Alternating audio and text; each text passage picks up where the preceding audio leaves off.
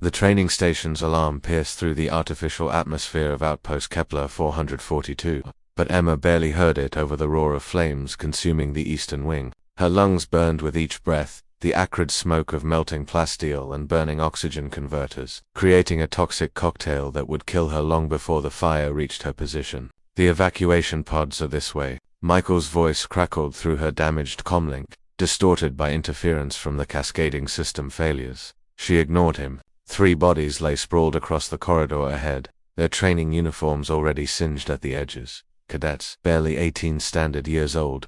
The blast from the reactor malfunction had thrown them like ragdolls against the bulkhead, and now the fire was closing in from both sides, turning the corridor into a death trap. Negative, Emma coughed, stumbling forward. I've got survivors. Emma, structural integrity is at 17%.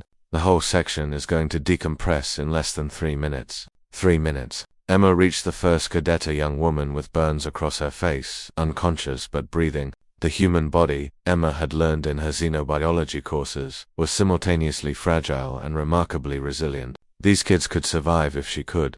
Just get them past the flames. She hooked her arms under the cadet's shoulders and began dragging her backward. Every muscle in Emma's body screamed in protest. The heat was overwhelming, making her skin feel like it was being peeled away layer by layer. The station's gravity generators fluctuated, and suddenly the cadet's weight doubled, then halved, then doubled again.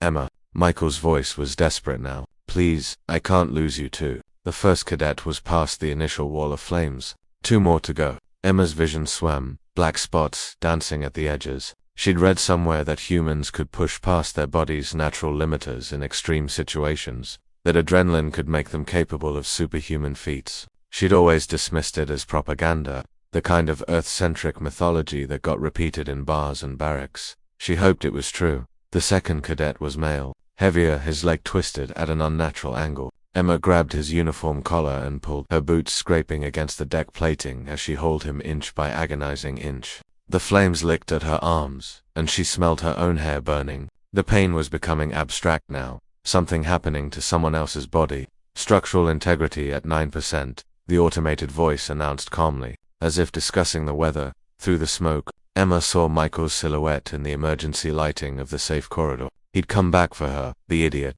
He stood at the threshold of the fire zone, his face contorted with anguish and indecision. Go, she shouted, her voice raw. Get them out. Not without you. The second cadet was through. 1 more. Emma turned back into the inferno. The heat was a physical force now, pressing against her like the gravity of a massive planet. Her exposed skin was blistering, and every breath felt like inhaling molten metal. The third cadet was the smallest, a boy who couldn't have been more than a month out of basic training.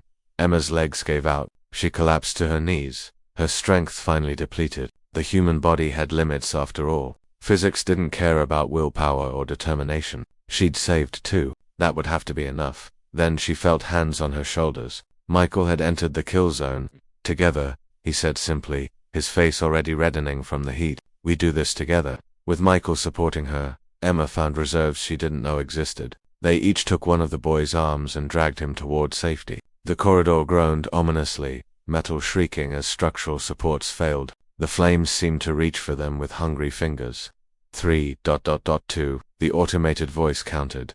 They crossed the threshold. Michael slammed his fist against the emergency bulkhead control, and the heavy door screeched closed, cutting off the inferno. Through the reinforced viewport, Emma watched the eastern wing tear itself apart in silence. Explosive decompression pulling the flames out into the void.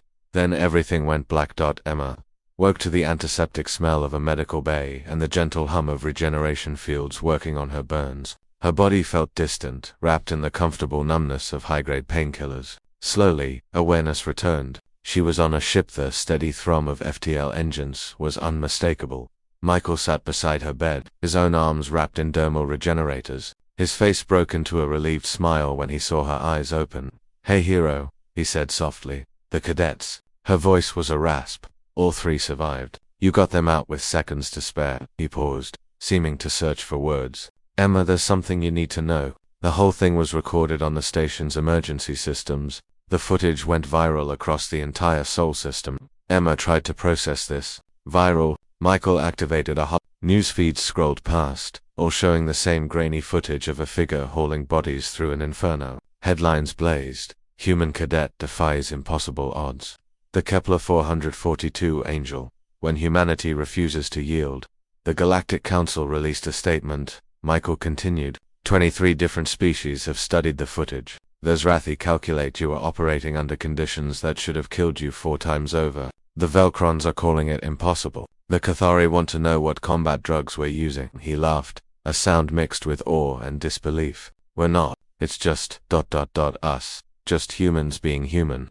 Emma felt overwhelmed. I just did what anyone would know, Michael interrupted gently. That's the thing. The council reviewed their databases. In similar scenarios, the statistical likelihood of any sentient species attempting what you did is less than 2%. The likelihood of succeeding is functionally 0. He leaned forward, his eyes bright. But you didn't know that, or you didn't care. You just saw people who needed help. Michael pulled up one final image. It was a formal document, embossed with Earth's seal and the insignia of the Terran Defense Force. Earth has inscribed you into the hero archives, he said. They're calling you the Keeper of Kepler. Your name will be taught in schools, Emma. When other species ask what makes humans different, they'll tell your story. Emma stared at the document, at her own name rendered in formal script. She thought about those 3 cadets, probably in medical bays of their own. Alive because she'd refused to accept the impossible. She thought about Michael, who'd come back into the flames for her. She thought about humanity, fragile, stubborn, magnificent humanity, and the crazy, beautiful thing they did when they refused to give up. We're all keepers, she whispered. Every one of us. We keep each other. Michael squeezed her hand gently. Yeah, he agreed. We do. That's what makes us human. Outside the view, stars streaked past as they journeyed home to Earth, and somewhere in the vast database of human achievement, Emma's name joined the ranks of heroes, a reminder that sometimes, the most human thing you can do is attempt the impossible for the sake of someone else. Because that's what humans do. They endure, they persist, they save each other. They refuse to let the flames win.